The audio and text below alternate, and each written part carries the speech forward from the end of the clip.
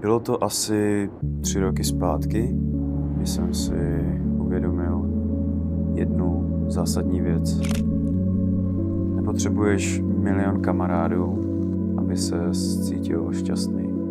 Všichni kolem nás mluví o networkingu, o tom, jak je důležité mít kontakty. A jasně, je to pravda. Potřebuješ správný lidi kolem sebe, pokud chceš růst. Ale kamarádi a kontakty jsou dvě úplně rozdílné věci.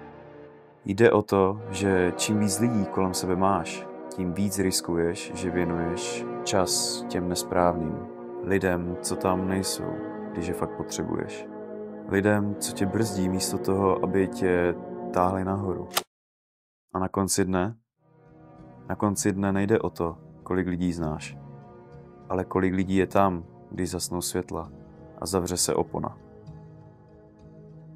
Tak si vybírej chytře, protože čas, který dáváš lidem, už nikdy nedostaneš zpátky. A otázka je, stojí to za to?